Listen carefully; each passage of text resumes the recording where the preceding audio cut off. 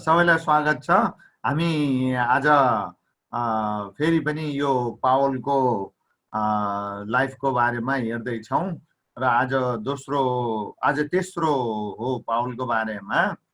अनि मैले अस्ति पनि भनेको थिएँ यो पावलको लाइफ चाहिँ हाम्रो लागि एउटा सागर समान हो। धेरै कुराहरू छ पावलको लाइफबाट हामीले सिक्नु बुझ्नु पर्ने बाइबलमा पनि। त्यसकारण आज चाहिँ अस्ति हामीले जानेर छोड्यौँ, त्यहीँबाट टिपेर हामी अगाडि बढ्दै जानेछौँ। अनि आज चाहिँ हाम्रो मदन बाबुले अस्ति नै त्यो पावर पोइन्ट त्यो स्लाइड्सहरू इन्फर्मेसन सबै पठाइसकेका हुनाले बाइबलको खण्ड भाइ बहिनीहरूले पढ्नु नै भएको होला। त्यो बाइबलको खण्ड सबै मैले यसमा राखेको छैन, त्यसकारण तपाईहरुले सुरुदेखि नै आफ्नो नजिकै दाहिनेतिर बाइबल राखिराख्नु होला है त। बाइबल राखिराख्नु होला अनि बाइबल पढ्दै हामी बिस्तारै अगाडि बढ्दै जानेछौँ। म अब स्क्रिन शेयर गर्न थालेँ अनि अब त्यही अनुसार हामी बिस्तारै अगाडि बढ्दै जाउँ है त। हुन्छ ल, अस्ति हामीले छोडेको चाहिँ कहाँनिर त भन्दा यो 9औं पुरा गर्दा गर्दै छोडेको होइन त मदन बाबु?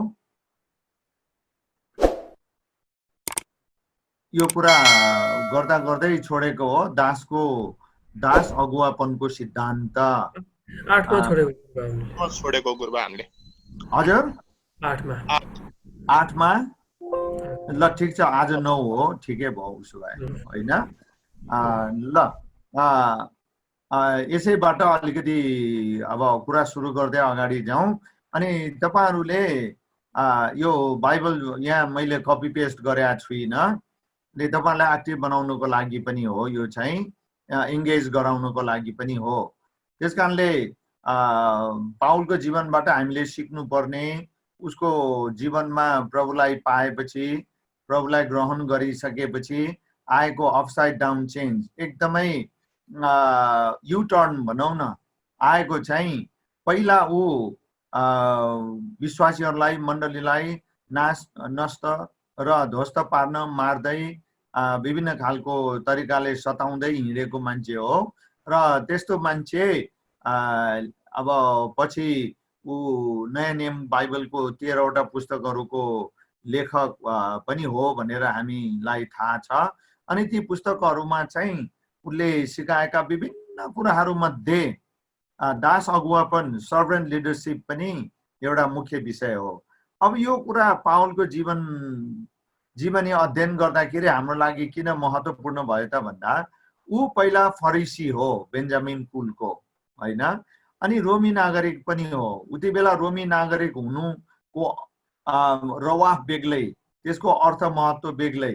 रोमी नागरिकले अरु सबैलाई मान्छे नै गन्दैनथे। अनि ऊ फेरि फरिसी, अनि ऊ धेरै धर्मशास्त्र अध्ययन गरेको पण्डित हो। अनि ठुलो मान्छे सम्झिन्थ्यो ऊ आफैलाई।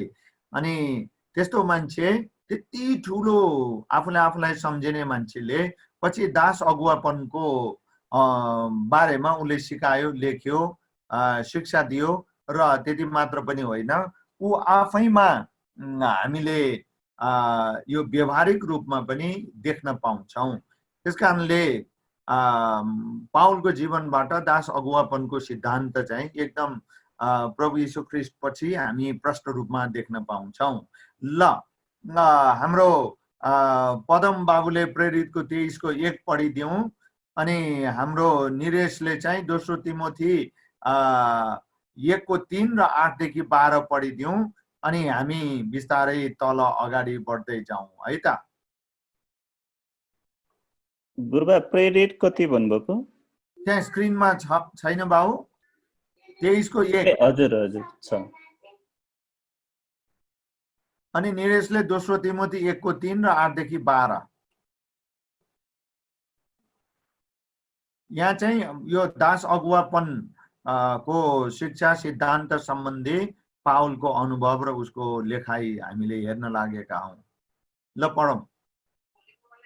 प्रेरित 23:1 पावलले महासभातिर एकटक लागेर हेरे र भने, भाइ हो, आजको दिनसम्म परमेश्वरको दृष्टिमा मैले शुद्ध विवेकले जीवन बिताएको छु। ल अब यहाँनिर मूल कुरा चाहिँ सबैको अगाडि मैले शुद्ध विवेकले जीवन बिताएको छु अथवा जीवन जिएको छु, सेवा गरेको छु। दास अगुवापनको सिद्धान्त चाहिँ, शिक्षा चाहिँ यही हो, विशेषता गुण चाहिँ। त्यसकारणले हामी तपाईहरूले पनि पाउलको जीवनबाट दास अगुवापनको कुरा, सिद्धान्त, शिक्षा सिकेर शुद्ध विवेकले पाउलको कपी गरेर हामीले पनि मण्डलीमा र मण्डलीद्वारा चाहिँ परमेश्वरको सेवा गर्नुपर्छ। ल निरेशको पालो।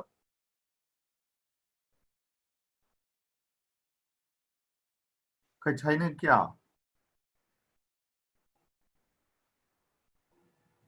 निरेश छैन मदन?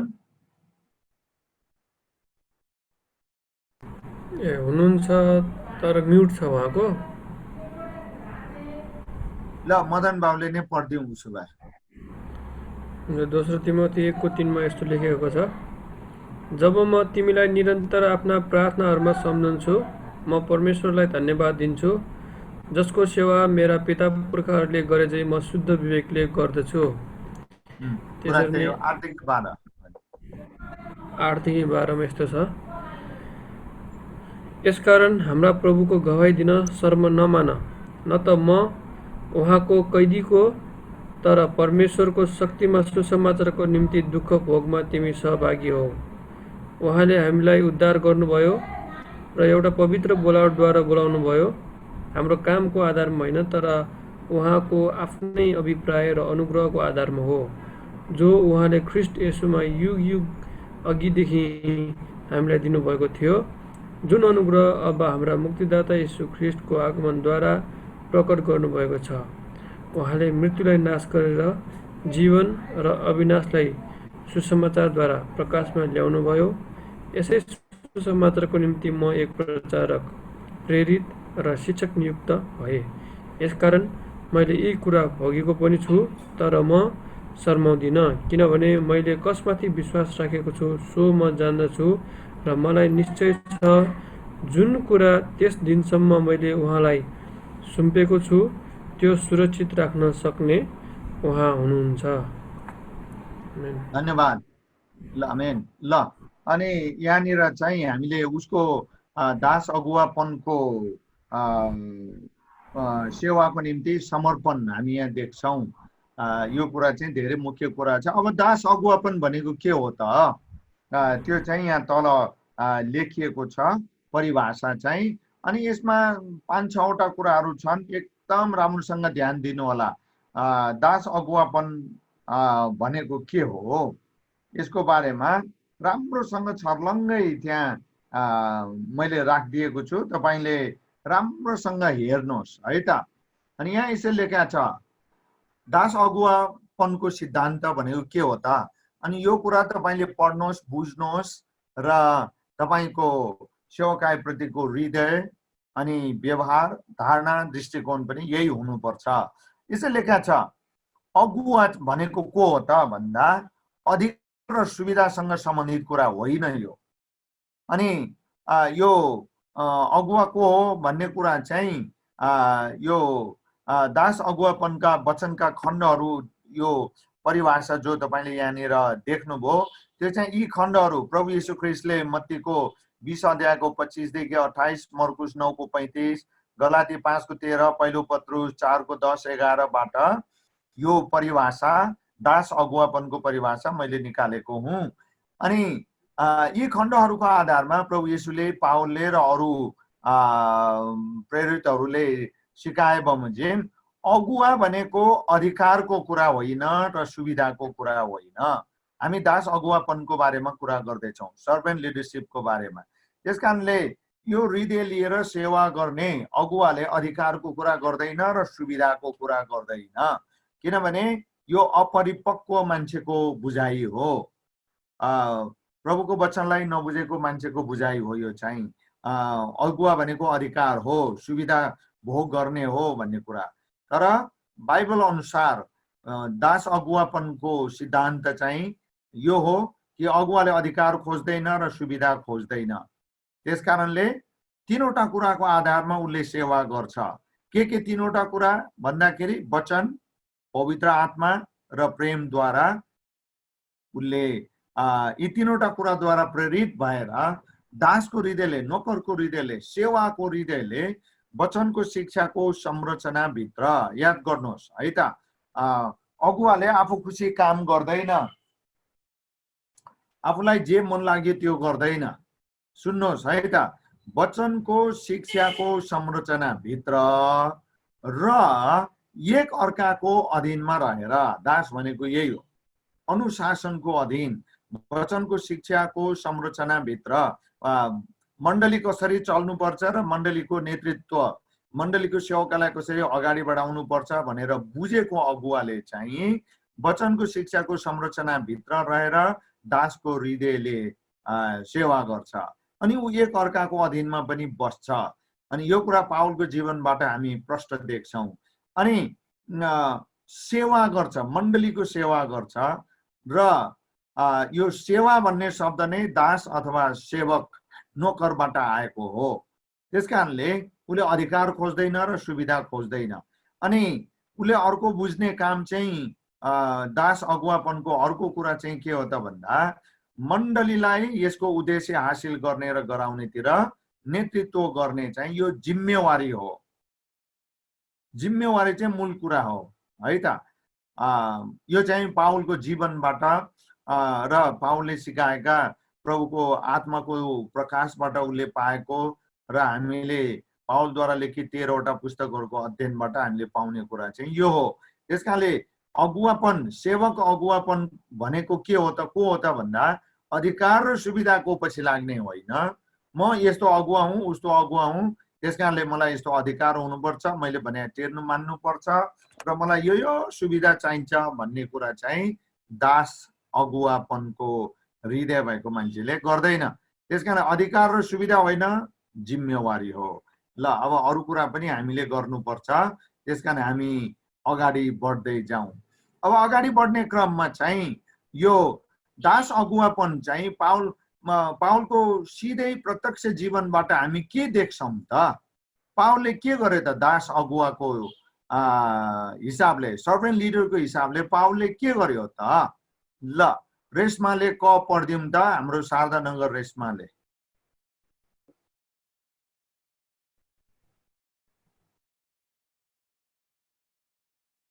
रेशमा छैन? ल निशाले पढौं।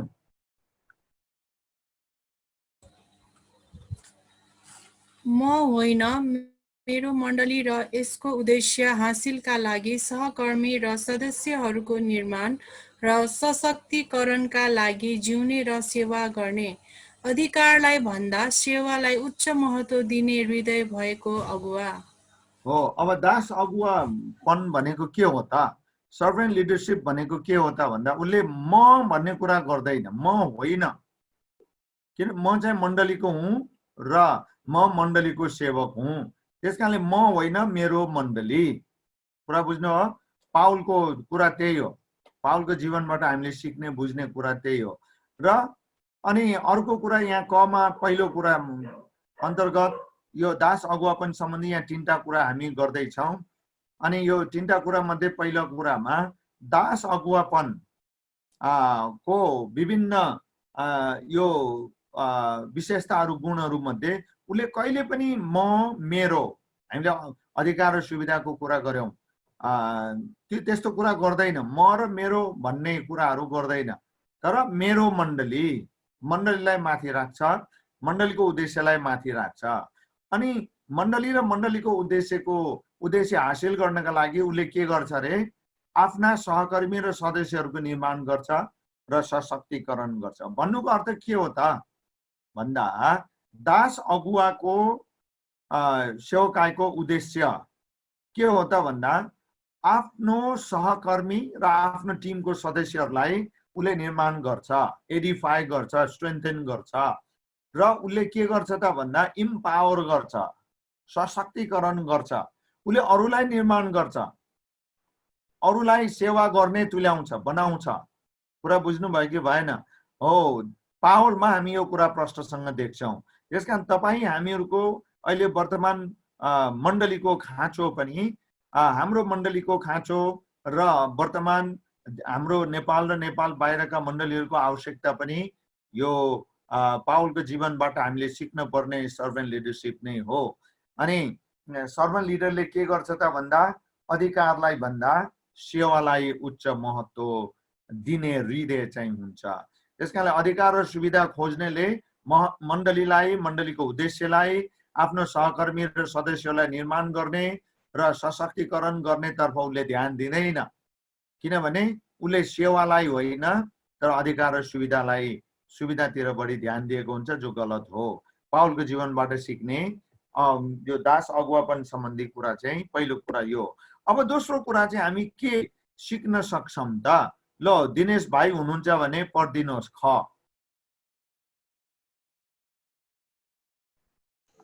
दिपेन हजुर बुवा ल पढ बाबु। बुवाको यता कल आइरहेछ, पर्खिनु है, म पढिदिन्छु। यता कल आएको हुन्छ ल ल। मण्डलीको उद्देश्य सहकर्मी, सेवक, अगुवाहरू र सम्पूर्ण मण्डलीप्रति जवाफदेही, इमानदार र निष्ठापूर्वक अगाडि बढ्ने र बढाउन समर्पित हो। अब दास अगुवा चाहिँ को? मण्डलीको दासको हृदय भएको, सेवकको सेवा गर्ने हृदय भएको अगुवा के गर्छ त भन्दाखेरि आफ्ना सहकर्मीहरू र मण्डलीप्रति जवाफदेही हुन्छ है त। मण्डलीप्रति अकाउन्टेबल हुन्छ। आफ्नो मण्डलीप्रति मात्र होइन, आफ्नो सहकर्मीहरूप्रति पनि जवाफदेही हुन्छ। भन्नुको अर्थ के हो? अगुवाले मण्डलीलाई र आफ्नो सहकर्मीहरूलाई हानि नोक्सानी, क्षति हुने, चित्त दुखाउने, अनि निराश हुने, चोट पार्ने त्यस्तो कुराहरू कहिले पनि गर्दैन भनेको जवाफदेही भनेको। जे गर्छ आफ्नो सहकर्मी र मण्डलीको आफ्नो मण्डलीको हित, उन्नति, वृद्धि, विस्तारको लागि नै इमानदार र निष्ठापूर्वक काम गर्छ। उसले अरू कुरा हेर्दैन। अनि यो कुरामा आफू मात्र अघि बढ्ने होइन, उसले अरूलाई पनि अगाडि बढाउँछ। अरूलाई निर्माण गर्ने कुरा चाहिँ दास अगुवापनको विभिन्न अनेक विशेषताहरू मध्ये पहिलो र अत्यन्तै ठुलो महत्त्वपूर्ण यो गुण हो, विशेषता हो। अब त्यही सिलसिलामा यो खको कुरा गरे जस्तै ग अथवा तेस्रो र अन्तिम पनि यस्तै छ। हामी यो रेशमाले पढिदिनु त, हाम्रो छिमीको रेशमा अथवा रिमा छैन मदन? छ होला। खै त ल, छ जस्तो लागेन। अनि निरेश पनि आएन, उसले खै निरेश छ? निरेश छ। अनि अघि न कता हो बेपत्ता? ल ग पढिहालौँ त। ल, मैले भर्खर लेख्दै नि, म अघि नै एकछिन बाहिर गएको थिएँ, यहाँ सुनिरहेको थिएँ घरको। ल पढौँ। ल ग हो। हजुर। सेवक अगुवाको मुख्य जिम्मेवारी आफूले दुःख, परिश्रम, मेहनत, सेवा गरेर मण्डलीका अरू अगुवा र विश्वासीहरूलाई परमेश्वरको राज्य र मण्डलीको वृद्धि विस्तारका लागि सक्षम र सशक्तिकरण गर्नु हो। एफिसी 4:12। ल पढौँ त एफिसी 4:12 पनि। एफिसी 4:12 म बाइबल पल्टाउँछु है त, एकैछिन।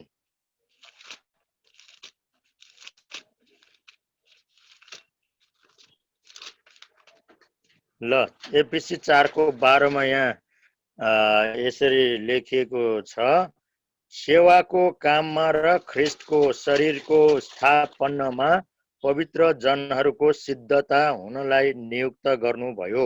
यो अलि पुरानो बाइबल छ है, त्यो बेग्लै रहेछ। अलिकति हाम्रो अहिले हामीले चलाउने गरेको र त्यसमा अलिकति फरक छ। ल कुरा चाहिँ मुख्य के हो त भन्दा आफूले दुःख परिश्रम मेहनत गर्छ निस्वार्थ तरिकाले, तर उसको ध्येय उद्देश्य मनसाय इन्टेन्सन चाहिँ के हो त भन्दा नाम कमाउने, फाइदा कमाउने, लाभ कमाउने होइन। उसले अरूलाई सक्षम गर्नको लागि, सशक्तिकरण गर्नको लागि दुःख गर्छ, परिश्रम गर्छ, मेहनत गर्छ। अनि यी सबै कुरा प्रभुको राज्य मण्डलीको लागि नै गर्छ भन्ने कुरा हो। अनि यही कुरा एफिसी 4 को बारेमा पनि लेखिएको छ। अब यो तीनवटा कुरा चाहिँ पाउलको जीवनबाट हामीले देख्ने दास अगुवापनको शिक्षा सिद्धान्त बारेको कुरा हो। हामीले नवौं बुँदामा चाहिँ यो कुरा हेर्दै थियौं। अब त्यसपछि हामी 10औं बुँदा हेर्दै अगाडि बढ्दै जानेछौँ।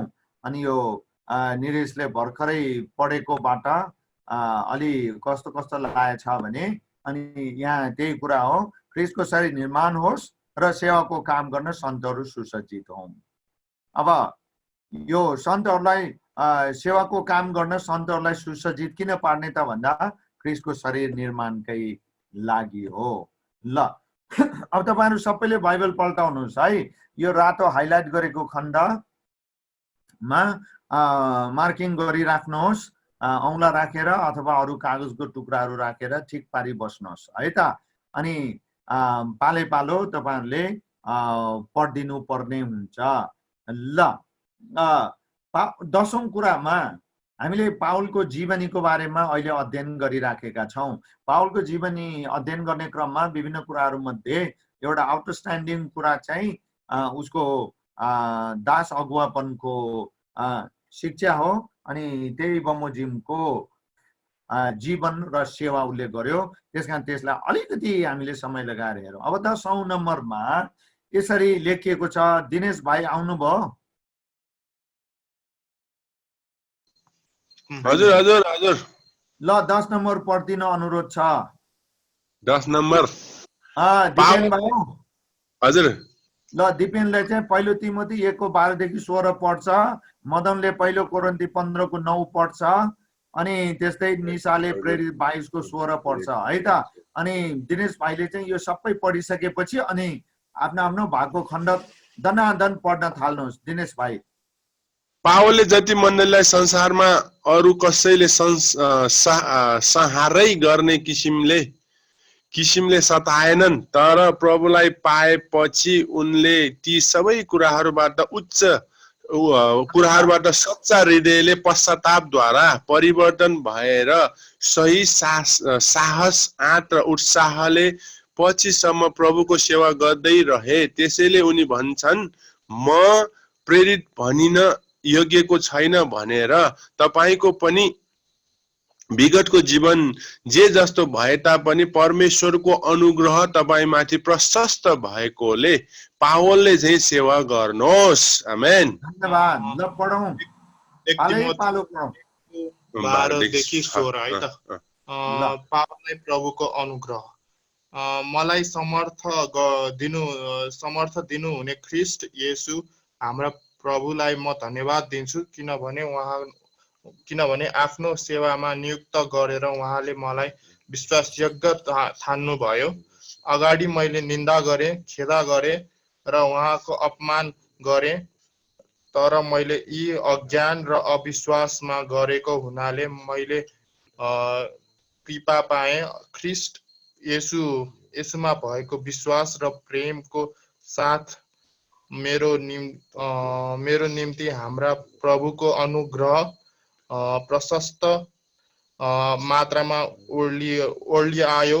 यो वचन हर प्रकारले ग्रहणयोग्य छ कि पापीहरूलाई उद्धार गर्न येशू ख्रीष्ट संसारमा आउनुभयो र पापीहरूमा म सबैभन्दा मुख्य हुँ। तर यसकारण मैले कृपा पाएँ कि पापीहरूमा सबैभन्दा मुख्य भएर पनि मद्वारा येशू ख्रीष्टले आफ्नो असीम धैर्य प्रकट गर्न सकुन्, ताकि उहाँमाथि विश्वास गरेर अनन्त जीवन पाउनेहरूका लागि म एउटा उदाहरण बन्न सकूँ। आमेन। धन्यवाद। दोस्रो खण्ड। पहिलो कोरिन्थी 15:9 किनकि प्रेरितहरूमध्ये म सबैभन्दा तुच्छ छु, म प्रेरित भनिन योग्य छैन, किनभने मैले परमेश्वरको मण्डलीलाई खेदो गरेँ। तेस्रो प्रेरित 22:16 त अब किन पर्खनुहुन्छ? उठ्नुहोस् र बत्तिस्मा लिनुहोस् अनि उहाँको नाउँको पुकार गरेर आफ्ना पाप धुनुहोस्। आमेन। ल धन्यवाद। अब यी सबै खण्डहरूमा हामी एउटै कुरा पाउँछौँ, पावल पहिला कस्तो मान्छे थियो र पछि कस्तो मान्छे भयो। यो चाहिँ परमेश्वरले उसको जीवनमा गर्नुभएको परिवर्तन त पक्कै हो, तर उसको सेवकाप्रतिको दृष्टिकोण धारणा चाहिँ यहाँ बलियोसँग प्रस्तुत गरेको छ। अनि त्यही पावलको सेवकाप्रतिको दृष्टिकोण धारणालाई हामीले पनि अख्तियार गर्नु पर्यो, हामीले पनि अपनाउनु पर्यो। अनि पावल पहिला यति ठुलो घमण्डले जगर फुलाएर हिँड्ने सिंह जस्तो मान्छे थियो सताउनको लागि, होइन? पावलले जस्तो मण्डलीलाई, विश्वासीहरूलाई कसैले पनि सताएको छैन। र त्यस्तो मान्छेको दृष्टिकोण धारणा के भयो त भन्दा, म एकदमै तुच्छ मान्छे हो, म सेवक बनिन पनि लायकको छैन। यो खालको जब पवित्र आत्माले परमेश्वरको वचन अनुसार काम गर्नुहुन्छ, मान्छेको जीवनमा सेवकाप्रतिको धारणा, दृष्टिकोण, व्यवहार परिवर्तन हुन्छ। यो पावलको जीवनबाट हामीले सिक्न पर्ने कुरा हो। त्यसकारणले प्रभुको मण्डलीमा रहेर हरेक विश्वासीले, अगुवाहरूले, सबैले यस्तै किसिमको धारणा लिएर बुझेर हामीले चाहिँ सेवा गर्नुपर्छ भन्ने कुरा हो। पावलको जीवनबाट हामीले पावलको जीवनमा देख्ने र हामीले सिक्न पर्ने कुरा चाहिँ यही हो। अब 11औं बुँदालाई हामी पढौँ। अहिलेसम्म जसले पढ्न पाउनु भएको छैन, नपढ्नु भएकाहरूले 11 नम्बर पढिदिनुहोस् त। ल म उनको यहुदी जन्म संस्कार र रोमी नागरिकता है, रोमी नागरिकताको कारणले यहुदी र अन्य जातिहरू बीच सुसमाचार र मण्डली स्थापनाको सेवामा प्रभावकारिता भयो। तपाईको जीवनमा पनि यस्ता पक्षहरू होलान्। परमेश्वरको निम्ति प्रयोग गर्नुहोस्। धन्यवाद। अब हामीले पावलको जीवनमा देख्ने चाहिँ ऊ जन्मेर हुर्केको चाहिँ यहुदी संस्कार, धर्म, शिक्षा, सिद्धान्त, आस्थामा हो। अनि उसको नागरिकता चाहिँ रोमी हो। कसरी भयो त भन्दा ऊ टार्ससमा जन्मेर हो, है त। अब यी दुवै कुराको कारणले ऊ प्रभुमा आइसकेपछि यी दुवै कुरा चाहिँ उसको पछिल्लो प्रभुमा आएर परिवर्तन भएर प्रभुको सेवामा प्रेरितको 9 अध्यायमा प्रभु यीशुले बोलाउनु भएपछि उसले गर्न थालेको सेवाको निम्ति यी दुवै कुराले निकै ठुलो भूमिका खेल्यो। किनभने रोमतिर अगाडि बढ्दै जान पनि उसलाई रोक्ने छेक्ने कुरो भएन, किनभने रोमी नागरिक हो। भनेदेखि यता यहुदीहरूको बीचमा सेवा गर्नलाई पनि उसलाई कुनै पनि समस्या, बाधा, अडचन, विरोध भएन, किनभने ऊ यहुदी भएर जन्मेर हुर्केको र त्यसमध्ये पनि यहुदी संस्कार, धर्म, शिक्षा, सिद्धान्त र धर्मशास्त्र, यहुदी धर्मशास्त्रका सबै कुराहरू उसलाई थाहा थियो।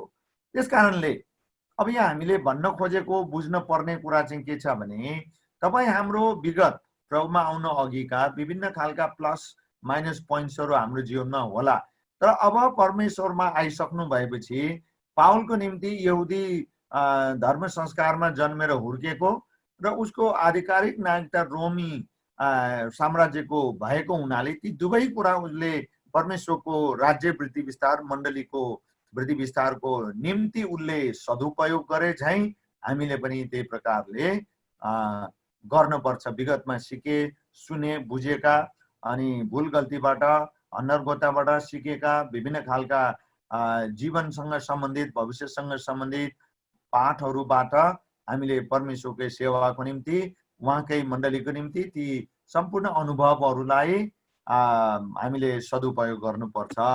ल अब 12औं कुरा पनि 12औं बुँदा पढौँ हामी। पाउलको सेवकाई, पाउलको जीवनीबाट हामीले के सिक्न सक्दा रहेछौँ र अर्को 12औं महत्त्वपूर्ण कुरा के रहेछ त? ल हामी यहाँनिर पढौँ। ल एकजना नानीहरू मध्ये जसले भए पनि पढिदिनुहोस् चाँडै 12 नम्बरको। उनको व्यवस्थाका पण्डित गमलियलबाट सिकेको व्यवस्थाको शिक्षाले यहुदीहरूलाई र पाल बुल्ने व्यावसायिक कामले आत्मनिर्भर भएर परमेश्वरको सेवा निरन्तर गरिरहन सहायता उत्साह मिल्यो। तपाईको आफ्नो वर्तमान शिक्षा र व्यवसायद्वारा पनि यसरी नै परमेश्वरको सेवा गर्नुस्। परनिर्भर सेवकाई अस्वस्थकर हुन्छ। ल यो हाइलाइट गरेको चाहिँ यो 12औं बुँदाको निचोड हो, बुझिहाल्नु भएको छ। ल अब यहाँ पाउलको अघिल्लो जीवनको दुईवटा कुरा हामीले यहाँ गरिराखेका छौँ। ऊ परमेश्वरमा आउनुभन्दा उति बेलाको व्यवस्थाको पण्डित, प्रोफेसर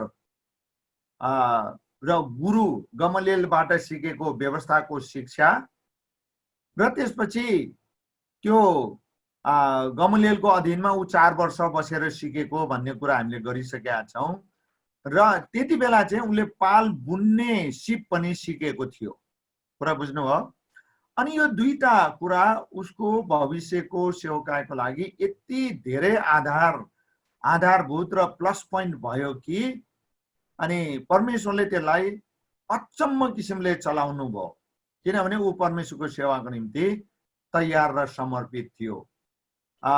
व्यवस्थाको कुरा नलेजबाट यहुदीहरूको बीचमा उसले सेवा गर्न सिक्यो, किनभने यहुदी धर्मशास्त्र उसलाई दुधको दुध पानीको पानी गरेर थाहा थियो। 5 वर्षदेखि नै अध्ययन गरेको कुरा पनि हामीले गरिसकेका छौँ।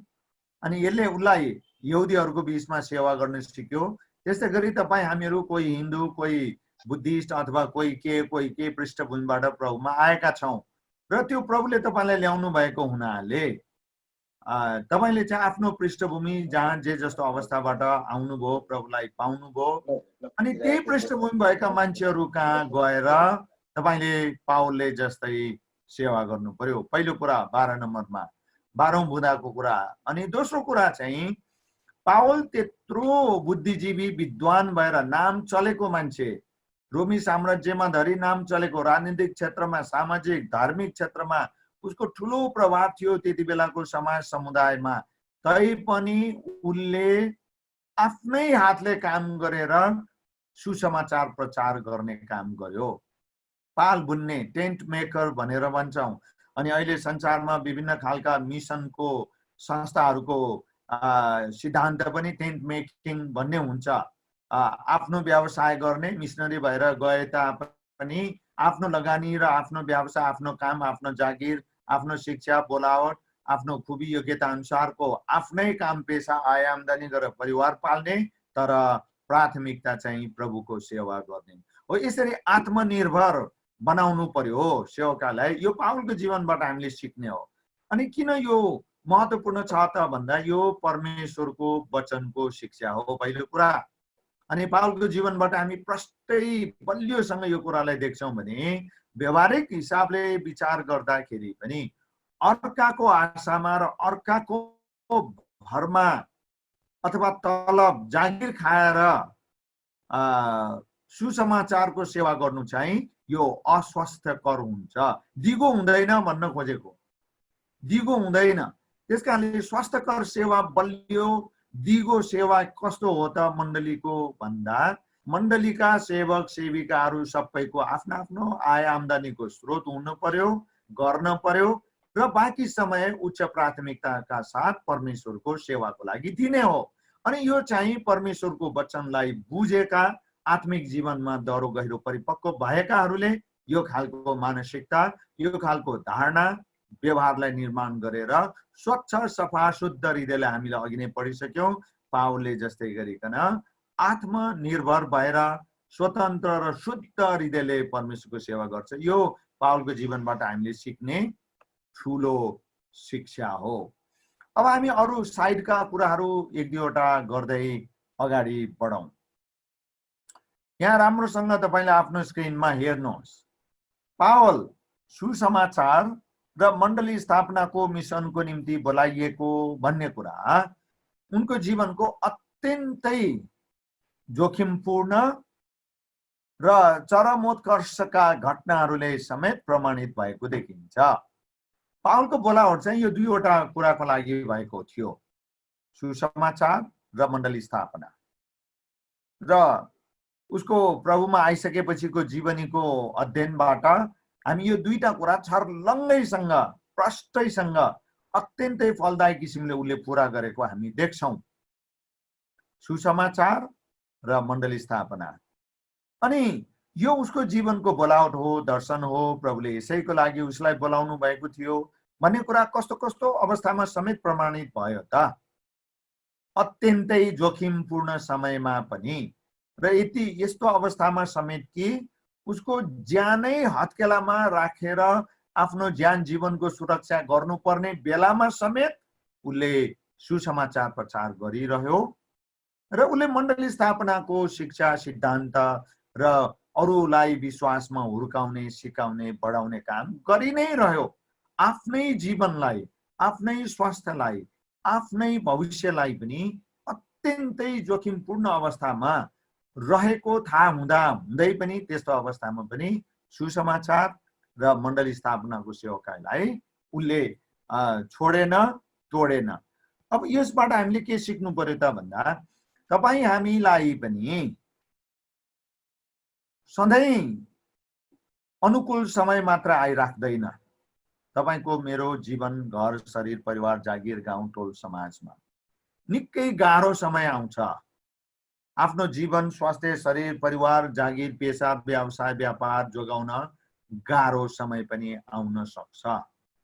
त्यस्तो अवस्थामा पनि यदि तपाईँ सुसमाचार र परमेश्वरको मण्डली, परमेश्वरको राज्यको वृद्धि विस्तारको निम्ति बोलाइएको मानिसको रूपमा आफैलाई त्यो तपाईसँग त्यो कन्भिक्सन, त्यो निश्चयता छ भने यी दुई कामलाई आफैलाई आफ्नो जीवन, स्वास्थ्य, शरीर, परिवार, पेसा, व्यवसाय जोखिममा पर्दा पनि तपाईँ निरन्तर गर्दै जानुहोस्। अब यो घटनालाई प्रमाणित गर्नको लागि म एक दुईवटा उदाहरण यहाँ राख्दैछु। सन् 58 को वसन्ततिर राम्रोसँग हेर्नुहोस्। अनि यो बाइबलको खण्ड, यो रातो हाइलाइट गरेको मात्रै पढौँ, मदनले पढिदिनु, म पहिला यो बुँदा पढिसक्छु कको। अनि प्रेरितको 23 को 12 देखि 15 पढिदिनु। अनि यो 21 को 15 देखि 23 को 22 सम्म तपाईले फुर्सदको समयमा पढ्नुहोस्। यो लामो खण्ड छ, 21, 22, 23 तीन अध्याय छ।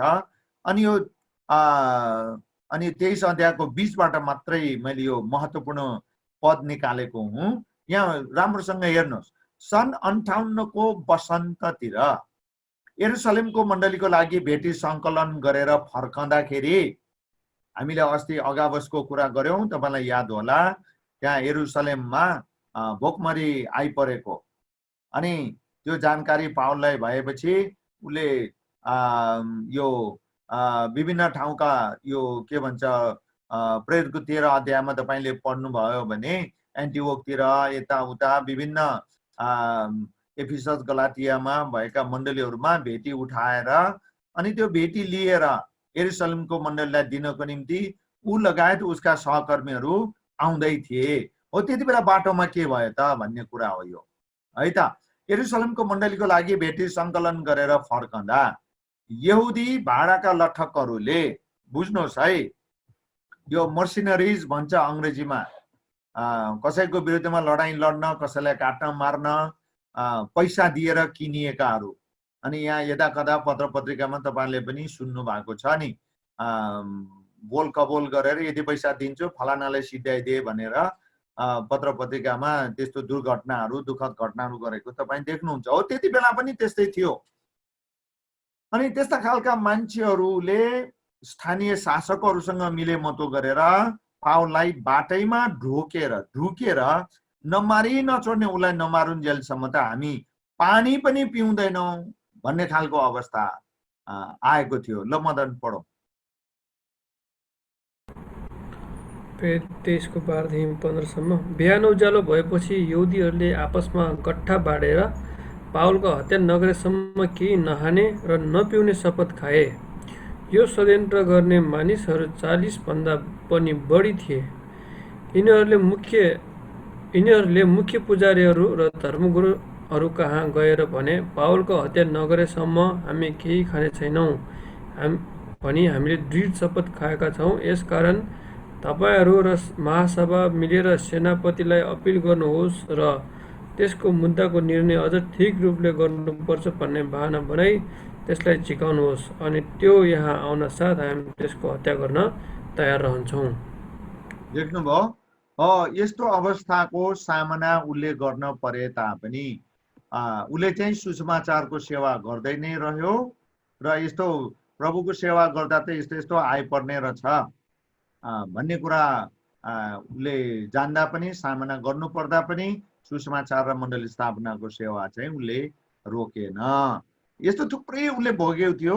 यो एक दुईवटा उदाहरण मात्रै है त। ल अब निरेशले पढौँ खमा।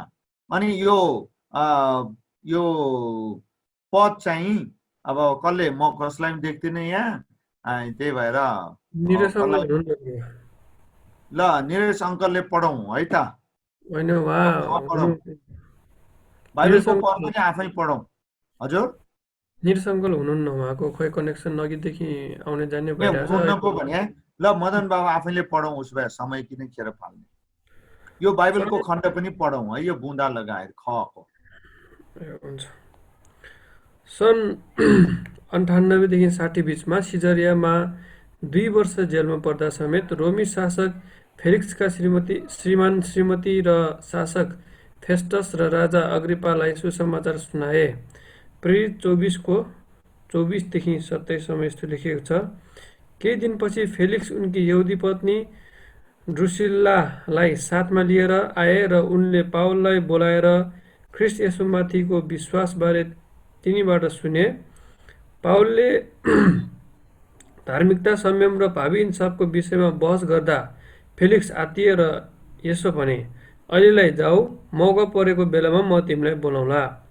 पावलबाट कतै रुपैयाँ मिलिहाल्ला कि भनी उनले आशा पनि गरेका थिए। यस कारणले पनि उनले तिनलाई घरिघरि डाकी कुराकानी गर्थे। तर 2 वर्षपछि जब फेलिक्सको बदलीमा पर्कियस फेस्टस आए, तब फेलिक्सले यहुदीहरूलाई खुसी राख्नका निम्ति पावललाई झ्यालखानामै राखेर गए। ल अब बुझिहाल्नुभयो, यो चाहिँ सन् 58 देखि 60 बीचको कुरा हो। र यसरी कैदीको रूपमा बयान दिने क्रममा उसले सुसमाचार प्रस्तुत गरेको कुरा हामी यहाँ देख्छौँ। भन्नुको अर्थ मौका उसको जीवनमा सुसमाचार र मण्डली स्थापना कति उच्च प्राथमिकता रहेछ कि कैदीको रूपमा शासकहरूले बयान लिँदा समेत उसको बयान चाहिँ सुसमाचार नै थियो। अब यसबाट उसको बोलावट र उसको सेवकाईको उद्देश्य हामी देख्न सक्छौँ। अब गमा हामी पढौँ है त। ल यहाँ यसै लेखेको छ, पावल चाहिँ दुःख कष्ट पर्दाखेरि पनि उसले सुसमाचार र मण्डली स्थापनालाई उच्च प्राथमिकता दिन्थ्यो। र आजको हाम्रो आवश्यकता पनि तपाईँ हामीहरूले यही गर्नुपर्छ, यसरी नै गर्नुपर्छ भन्ने हो। उनी रोमी नागरिक भएकाले सन् 60-61 मा रोमी सम्राट समक्ष अपिल गरेकाले उनी रोम जानुपर्ने भयो। 58 देखि 60 को कुरा हामीले गर्यौं। अब 60-61 को कुरा छ यहाँ। उनले म रोमी सम्राटकै गएर मेरो मुद्दा त्यही म बहस गर्छु, छलफल गर्छु भनेर उसले चुन्यो। किन त भन्दा अघि नै तपाईहरूलाई मैले बताइहालेँ, उसले यो सुविधा कसरी के को आधारमा पाए त भन्दा ऊ रोमी नागरिक भएकोले पाएको हो। ऊ अन्यथा भइदिएको भए यो सुविधा उसले पाउँदैन थियो। अनि रोम जाने क्रममा समुद्री छाल र चर्को बतासले जहाज टुक्रा टुक्रा भयो। अनि यस्तो अवस्थामा समेत अरूको सेवा गर्दै परमेश्वरकै वचन बोलिरहे।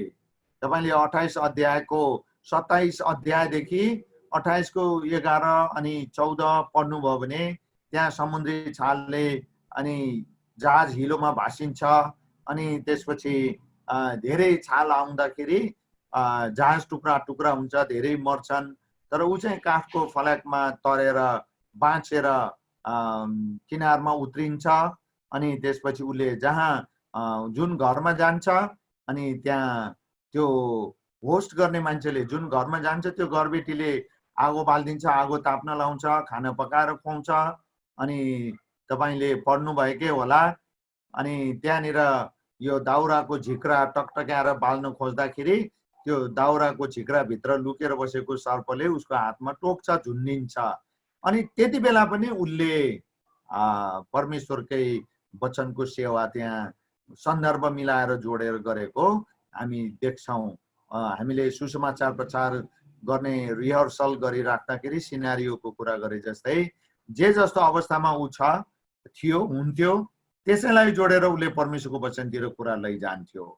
अनि तपाईँ हामी भइदिएको भए जहाज टुक्रा टुक्रा भएर काठको फलाकको भरमा उसले जीवन उसले बचाएको कारणले यस्तो अवस्था सामना गर्नु परेको भए हामी सेवकाईबाटै फर्किन्थ्यौँ होला, यस्तो पनि गर्छ भनेर।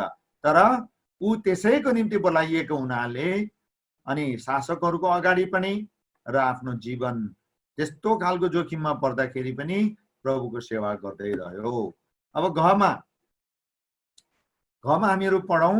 हाम्रो शारदानगरको रेसमा छ कि छैन?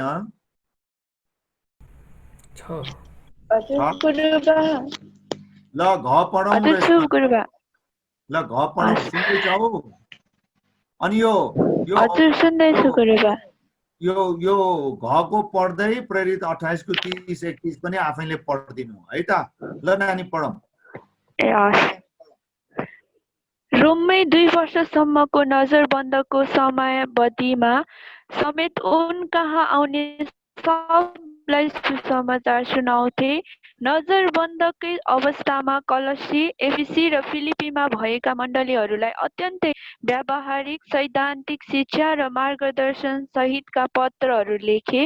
यो सन् 61 देखि 63 तिरको कुरा हो। प्रेरित 28 को 30 र 31। पावल पुरा 2 वर्षसम्म आफ्नै खर्चमा रोममा बसे र तिनी कहाँ आउनेहरू सबैलाई तिनले स्वागत गरे। तिनले खुल्ला प्रचार गर्थे र प्रभु यीशु ख्रीष्टको बारेमा शिक्षा दिए। धन्यवाद रेशमा, तपाईले बुझिहाल्नुभयो। यहाँ थप कुरा केही भन्नुपर्ने जस्तो लाग्दैन।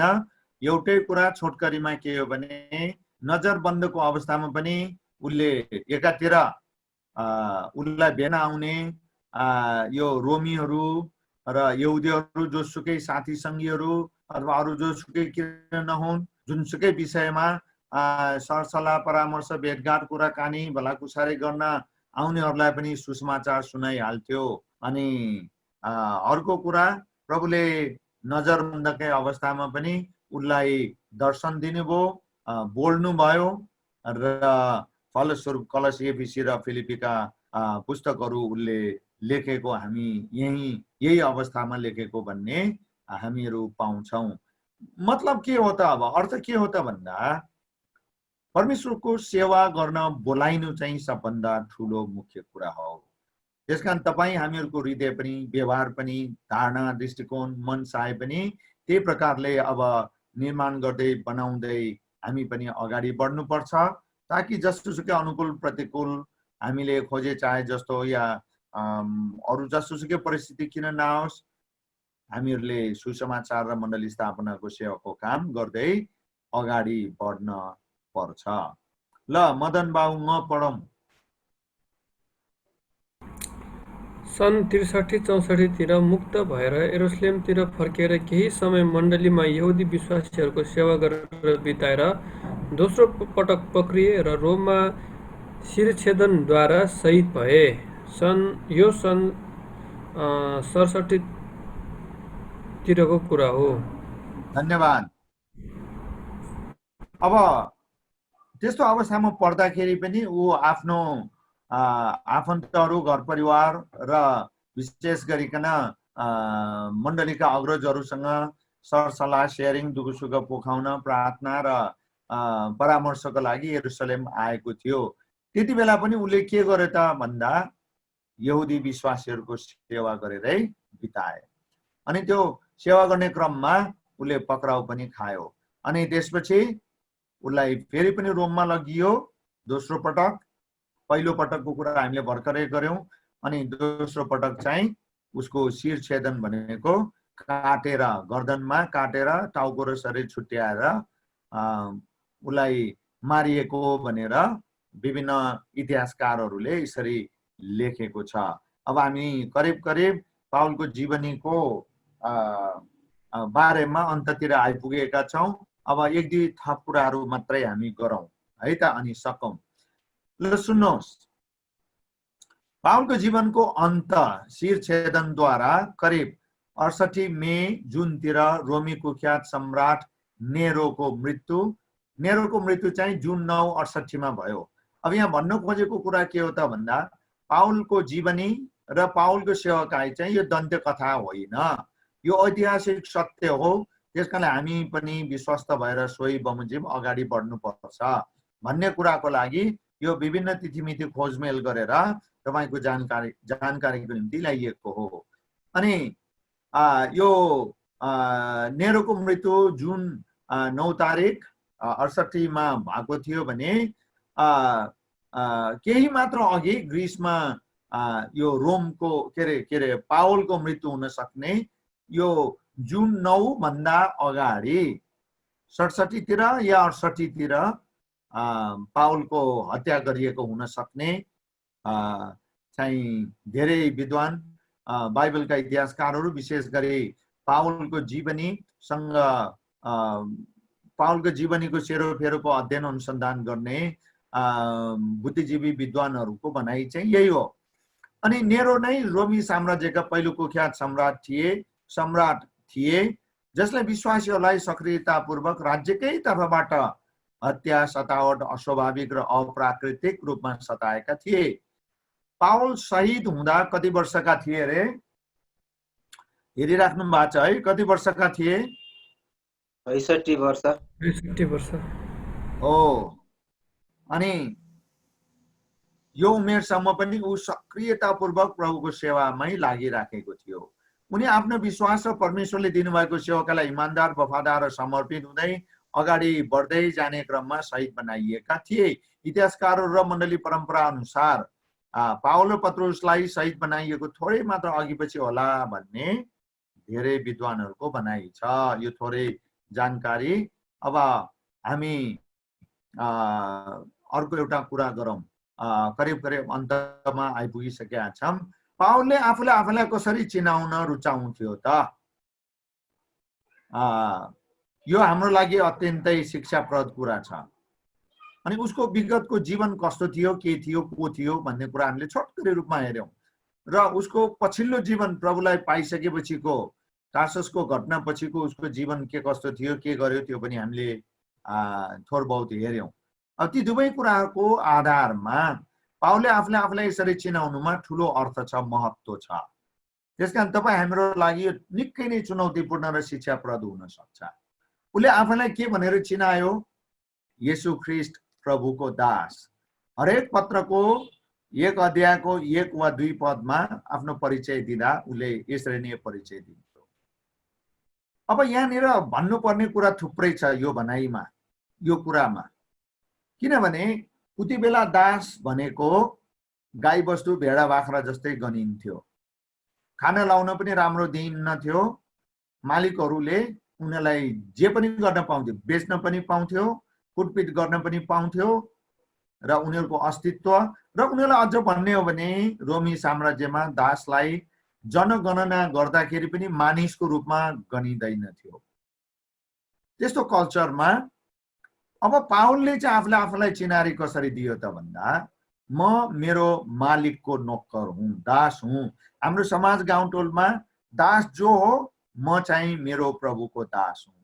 अब कहाँको पहिला मण्डलीलाई विश्वासीलाई हाँसनास सत्यानाश गर्दै हिँड्ने मान्छे अहिले आफ्नो परिचय कसरी दिँदैछ त भन्दा परमेश्वर प्रभु येशू ख्रीष्टको नोकरको रूपमा आफ्नो हैसियत, अधिकार, खुबी सुविधा त्यस्तो केही पनि होइन, शुद्ध विवेकले सेवा गर्ने मानिसको रूपमा। अनि हामीले पनि यसबाट धेरै सिक्न पर्छ। अनि तपाईहरुले यी कुराहरू सिकाउनुहोस् र आफै पनि सिक्नुहोस्। है त। ल अब हाम्रो सृष्टि आएको जस्तो देखिरहेको छु, ठिक हो? अघि नै कता हराएको? ल दोस्रो बुँदा पढौँ।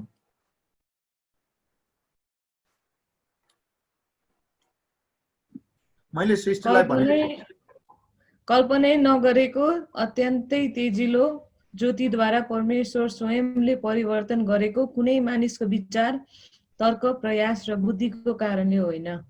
ल पावलको परिवर्तन कसरी भयो त भन्दा कसैको बल जबरजस्तीले सिकाएर बुझाएर फसाएर फकाएर होइन, प्रत्यक्ष रूपमा सिधै परमेश्वरले हस्तक्षेप गरेर स्वयं परमेश्वरले नै उसलाई पक्रिनु भएको थियो, समात्नु भएको थियो, आफ्नो बनाउनु भएको थियो भन्ने कुरा हो।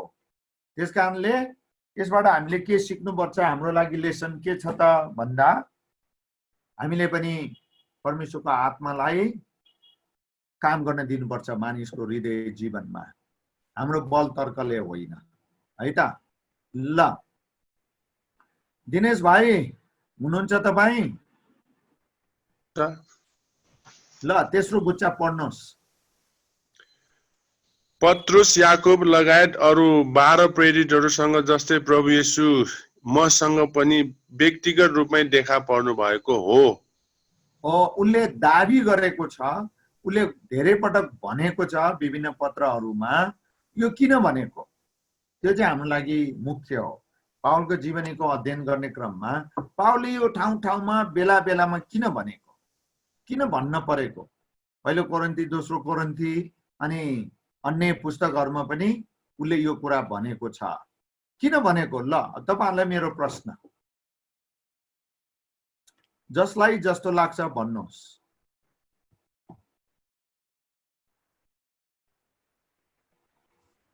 बोल्नु होला।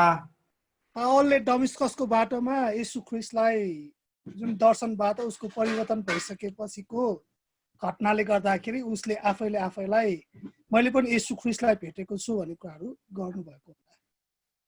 धन्यवाद पास्टर पञ्च। कति बेला सुरुदेखि हो? हजुर धन्यवाद, खुसी लाग्यो, सधैँ यसै गर्नु। ल अरूले पनि भन्नुहोस्, किन उसले धेरै ठाउँमा यो कुरा भन्दै हिँड्नु परेको उसलाई, पावललाई?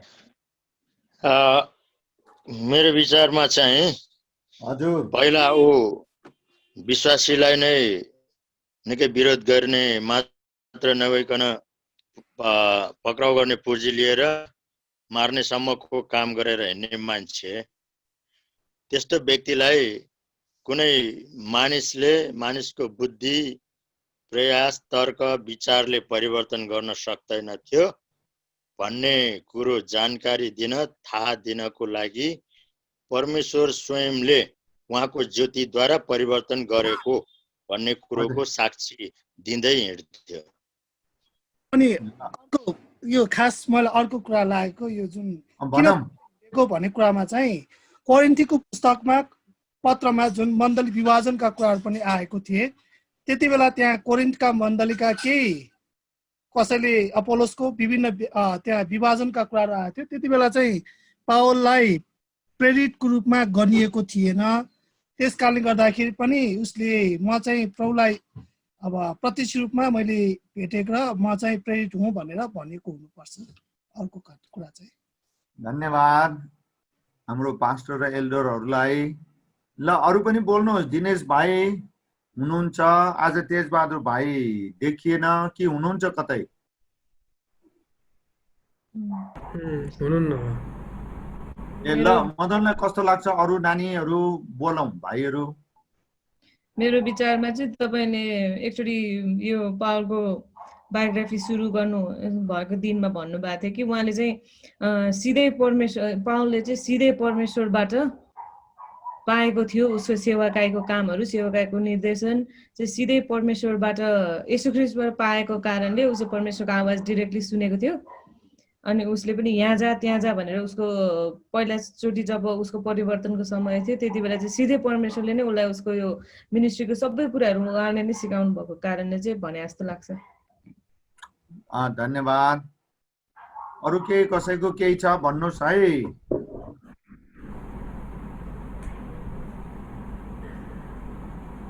परमेश्वरले नै उहाँलाई नामाकरण गरेको भएर पनि हुनसक्छ, किनभने सेवकाई गर्दा गर्दै प्रभुको जिउँदो उपस्थितिको कारणले गर्दा परमेश्वरद्वारा उसले नाम परिवर्तन गरी पाएको कारणले पनि होला। धन्यवाद कर्ण भाइ। खै छोरी मान्छेहरू अलिक बढी बोलेको चाहन्थे म।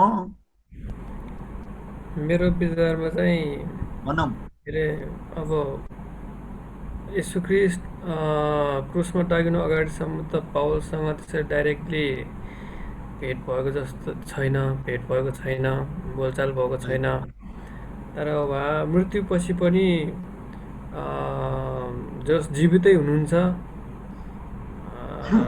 र उहाँ के अरे उहाँको त्यो पुनरुत्थान चाहिँ साँचो हो भनेर एक प्रकारको प्रमाण दिनलाई पनि भनेको जस्तो लाग्छ। धन्यवाद मदन। अरू मेरो विचारमा चाहिँ होइन, अनि हामीले ठ्याक्कै भर्खरै पढेको पोइन्टको तलपट्टि यहाँ प्रेरितको सेवा गर्नको निम्ति बोलाएको भनेर यहाँ लेखिएको छ नि।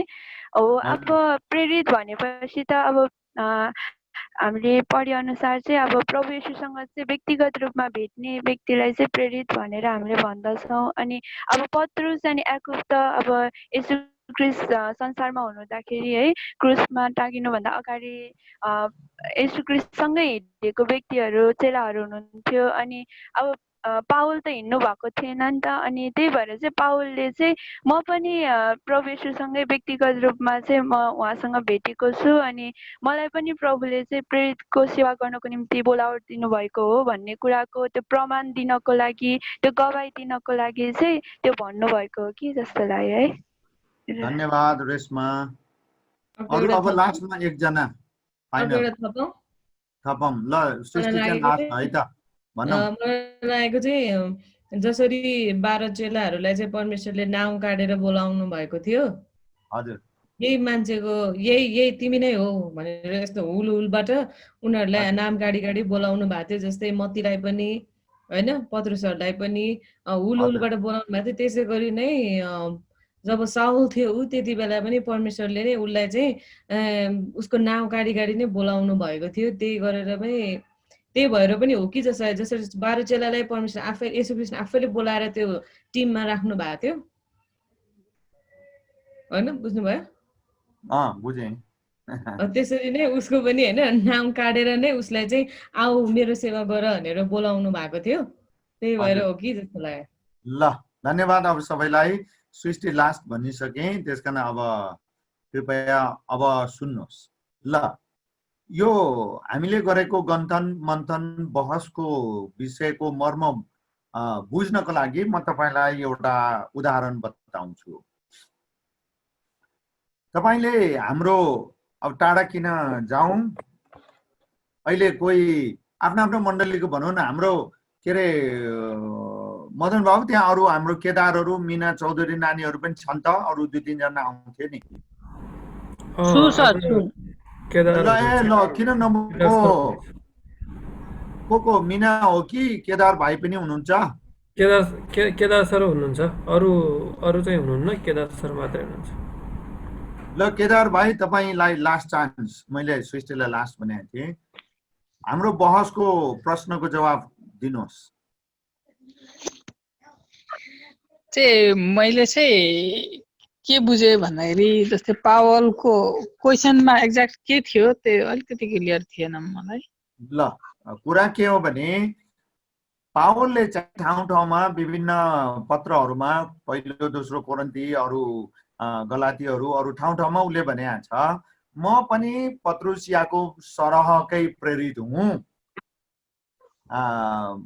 मसँग पनि प्रभु यीशु ख्रिस्ट देखा पर्नु भएको छ भनेर उसले ठाउँ ठाउँमा लेखेको छ कि छैन? हजुर हजुर लेखेको छ। हो त्यो बुझ्नुभयो? यहाँसम्म बुझ्नुभयो है? हजुर हजुर। भनेपछि अब हाम्रो प्रश्न, हाम्रो अहिले गन्थन मन्थनको विषय चाहिँ के हो भने पावलले यसरी नै ठाउँ ठाउँमा लेख्नुको कारण चाहिँ के हो? किन भन्नु ठाउँ ठाउँमा बेला बेलामा उसले त्यो चाहिँ किन भन्नु परेको हो? हाम्रो प्रश्न चाहिँ त्यही हो। ल भन्नुहोस्। परमेश्वरको चाहिँ गवाही अथवा त्यो परिवर्तित जीवन हुन्छ नयाँ र पुरानो, त्यो कुरा चाहिँ देखाउनको लागि हो जस्तो लाग्छ। पहिलो कुरन्ती दोस्रो कुरन्ती 5:17 अनुसार होला। हजुर त्यो एउटा नयाँ जीवन म जुन चेलाहरूसँग परमेश्वर हुनुहुन्थ्यो र जुन अचम्मको काम गर्नु भएको थियो, अनि त्यस्तै म पनि परमेश्वर मसँग जम्का भेट भयो। त्यसपछि मेरो जीवन परिवर्तन भयो। त्यसपछि म चेलाहरू जस्तै म उहाँको दास, उहाँको चेला, उहाँको लागि हुँ भन्ने कुरा प्रमाणित गर्नलाई होला।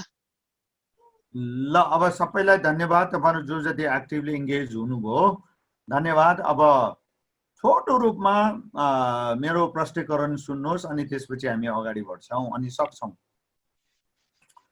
सबभन्दा पहिलो कारण पावलले ठाउँ ठाउँमा बेला बेलामा यसरी भन्दै हिँड्नु पर्नाको कारण चाहिँ के थियो भने त्यति बेला पहिलो शताब्दीका मण्डलीका विश्वासीहरू, ऊ आफैले सुरु गरेको मण्डली र उसको सुसमाचार अथवा उसका चेला सहयोगीहरूले सुरु गरेको मण्डली र यता यरुशलेमको मण्डलीका अग्रजहरू पत्रुस याकोबहरू लगायत अरूहरूले उनीहरूको मनमा, उनीहरूको बुझाइमा प्रेरितपन, अपोस्टलशिप, यो प्रेरितपन भनेको के हो त भने उनीहरूले बुझेका थिए भने येशू प्रभुलाई शरीरमै भेट गरेको हुनपर्छ र येशू प्रभुको मुखबाट निस्किएको प्रत्यक्ष वचन शिक्षा सुनेको हुनपर्छ र ख्रिस्ट येशू प्रभुसँग नै फिजिकल्ली इन्टरेक्सन गरेको, काम कुरा क्रियाकलापहरू संगत गरेको हुनपर्छ। त्यो मात्रै प्रेरित हो, अरू होइन भन्ने खालको बुझाइ थियो। तर पावलले त त्यसरी गर्न पाएन। त्यस्तो त्यो तरिकाले प्रभु येशूसँग भेट गर्न पाएको, भेट गरेर ऊ प्रेरित भएको होइन। त्यसकारणले त्यति बेलाका मण्डलीका कतिपय जानकार मान्छेहरूको प्रश्न थियो, यो मान्छे प्रेरित, यो मान्छेलाई हामी प्रेरितको रूपमा मान्न सक्दैनौँ भन्ने भित्रभित्र त्यस्तो खालको अवस्था थियो। त्यसकारण पावलले ठाउँ ठाउँमा कडा तर्क पनि गरेका छ। के पत्रुसले जस्तै म श्रीमती लिएर हिँड्न पाउँदिन थिएँ त? याद छ नि है तपाईलाई? हो, आफ्नो प्रेरितपना इस्टाब्लिस गर्नको लागि, विश्वस्त तुल्याउनको लागि पावलले यो तर्क गर्न आवश्यक पर्यो।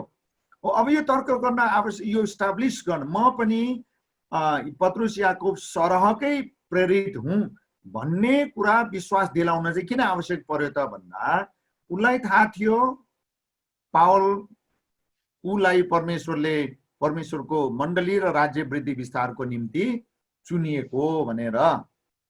त्यसका उसको कुरा मण्डलीले सुन्दिन पर्थ्यो नि त। क्रेडिबिलिटी भन्छ यस्तो कुरालाई।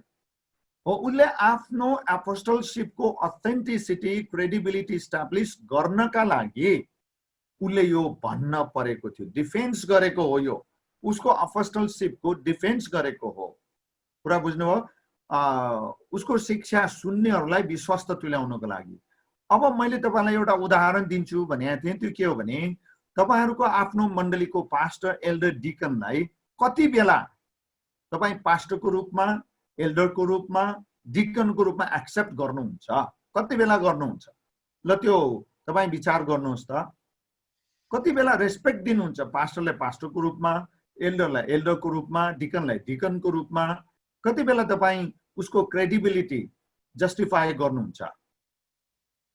तपाईले त्यति बेला तपाईको चर्चको पास्टर, एल्डर, डिकनको क्रेडिबिलिटी, उसको अथेन्टिसिटी त्यति बेला तपाईँ एक्सेप्ट गर्नुहुन्छ, मानिदिनुहुन्छ अनि रेस्पेक्ट गर्नुहुन्छ जति बेला ऊ जो भनेर दाबी गरेको हो सोही बमोजिमको चरित्र, जीवन र सेवा गरेको तपाईँ देख्न पाउनुहुन्छ।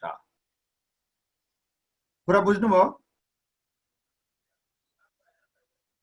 ल अब हामी अगाडि बढौं। उसको अपोस्टलशिपको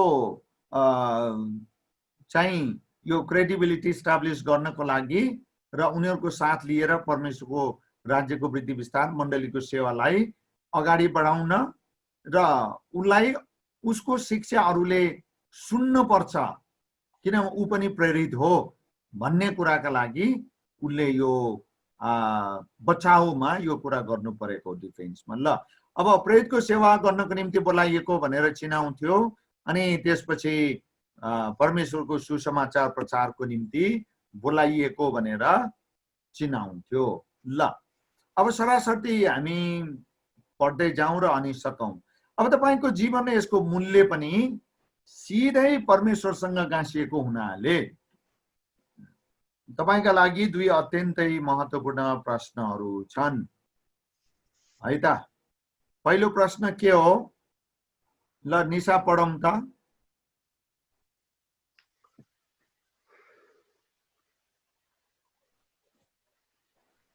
तपाईँ आफ्नो परिचय छु मामा। ल पढौँ पढौँ।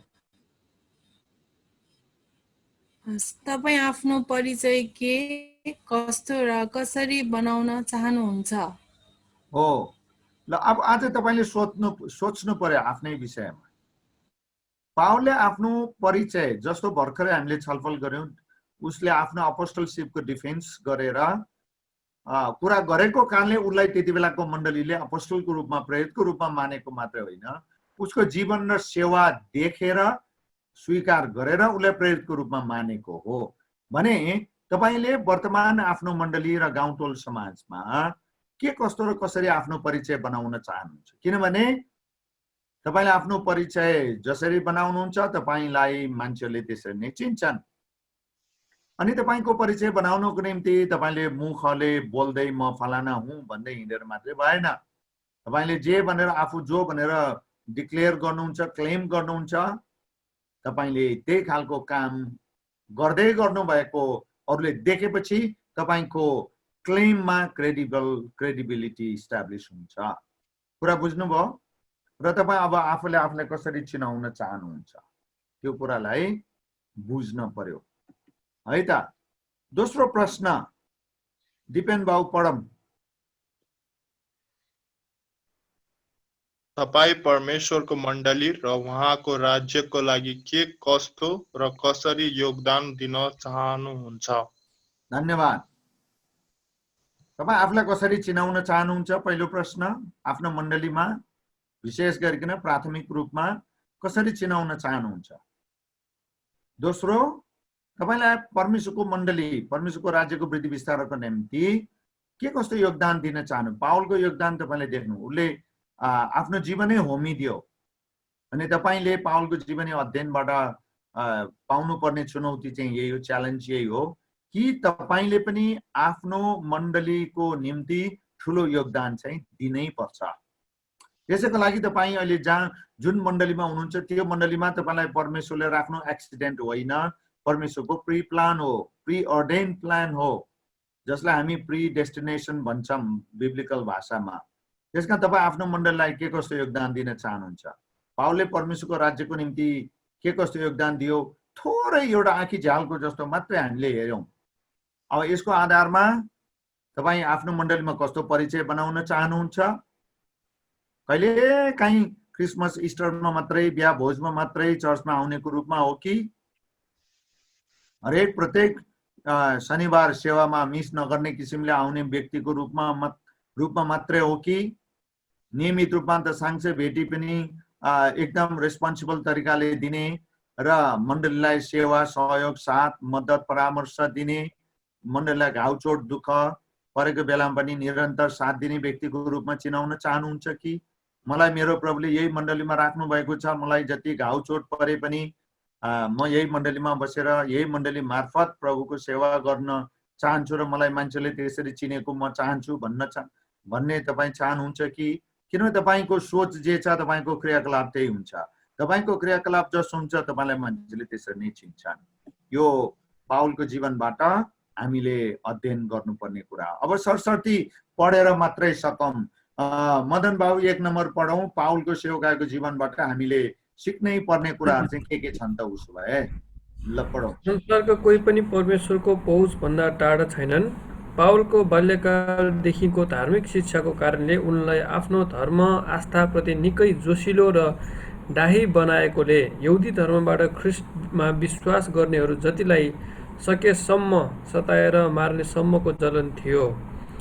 यस्तो मान्छेलाई समेत प्रभुले भेट्नुभयो भने यो सताइएका विश्वासीहरूका खुरनदारको प्रार्थनाको उत्तर हो।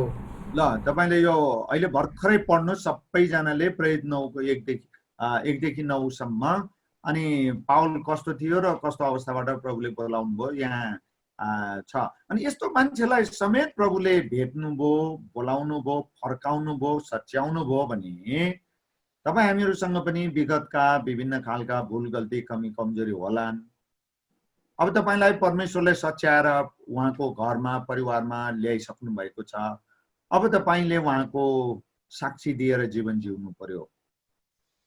अनि यो पाउलको परिवर्तन कसरी भयो त भन्दा उति बेला उसले सताएका मण्डलीका विश्वासीले उसको निम्ति खुरनदार प्रार्थना गरेको कारणले उनीहरूको प्रार्थनाको जवाफ परमेश्वरले दिनुभएको हो। भने अहिले पनि हाम्रो नेपालमा थुप्रै मण्डलीलाई, प्रभुको सेवक सेविकाहरूलाई अनि सेवकाई गर्ने सङ्घ संस्थाहरूलाई हाम्रो सरकारले, हाम्रो कल्चरले, हाम्रो समाज गाउँ टोलले खुरनदार विरोध गरिराखेको छ। तर तपाईले निरन्तर प्रार्थना गर्नुभयो भने साउललाई जसरी पाउल बनाउने परमेश्वर आज पनि उस्तै हुनुहुन्छ भने तपाईको मेरो प्रार्थनाको जवाब पनि प्रभुले साउललाई पाउल बनाउनु भएर जसरी दिनुभयो उति बेलाको मण्डलीको विश्वासीहरूको प्रार्थनाको उत्तर, हाम्रो प्रार्थनाको उत्तर पनि त्यसरी नै दिनुहुन्छ।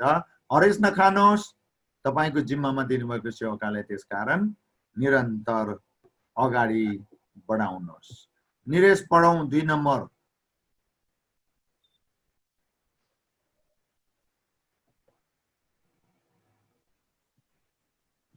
छैन कि क्या? अनि टाइम लाग्यो।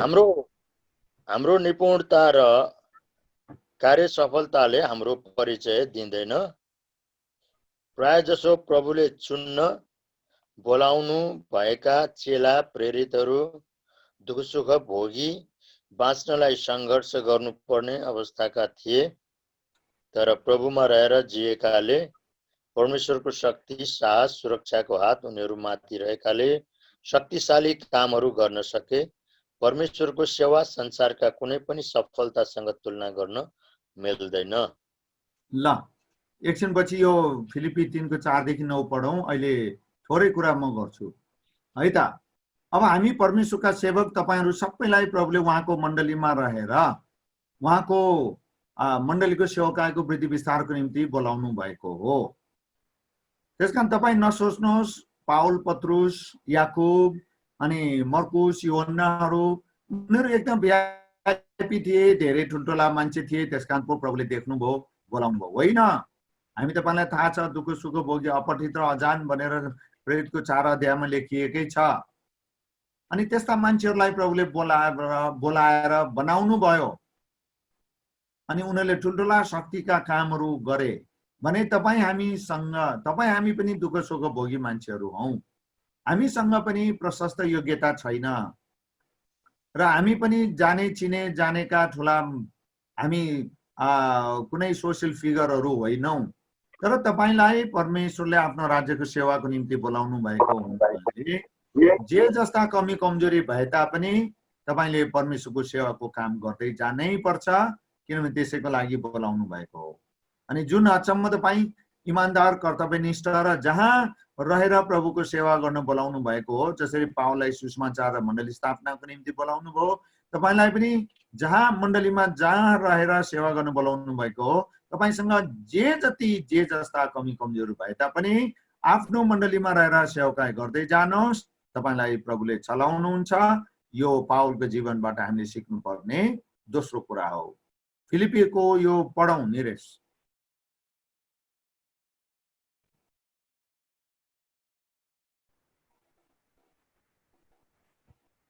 टाइम लाग्यो।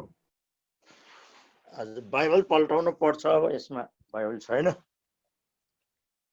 यो मैले त्यही भएर अघि नै भनिराखेको।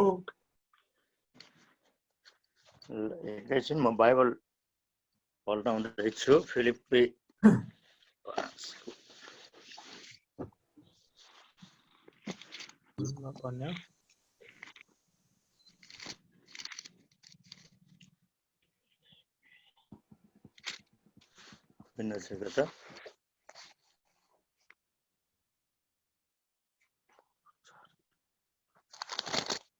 टाइम लाग्यो।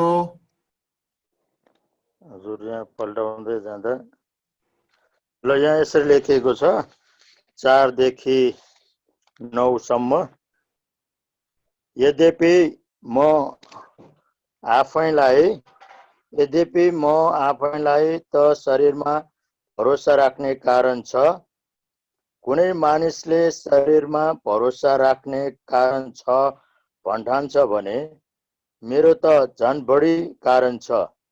8औं दिनमा मेरो खतना भएको हो। म इस्रायल जातिको बेन्यामिन कुलको हुँ, हिब्रूको पनि हिब्रू। व्यवस्थाको विषयमा हो भने एक फरिसी, जोसको विषयमा हो भने मण्डलीलाई सताउने, धार्मिकताको विषयमा हो भने व्यवस्थामा भएको धार्मिकता बमोजिम निष्कोट ठहरिएको हुँ। तर जति कुरा मेरो निम्ति लाभदायक थिए ती त मैले ख्रिस्टको खातिर हानि नै ठाने। साँच्चै भन्ने हो भने ख्रिस्ट येशू मेरा प्रभुलाई चिन्न पाउने अमूल्य कुराको तुलनामा सबै कुरालाई म हानि नै ठान्दछु। ख्रिस्टलाई म प्राप्त गर्न सकूं भनेर उहाँको निम्ति मैले सबै कुराको नोक्सानी भोगेको छु। अनि ती सबैलाई फोहोर मैला तुल्य म गन्दछु र सम्पूर्ण रूपले म उहाँमा भएको पाइन सकूं। व्यवस्थामाथि आधारित भएको मेरो आफ्नै धार्मिकता होइन, तर मेरो धार्मिकता यही हो जो ख्रिस्ट माथि निर्भर हुन्छ, जुन चाहिँ विश्वासद्वारा परमेश्वरबाट आउने धार्मिकता हो। धन्यवाद।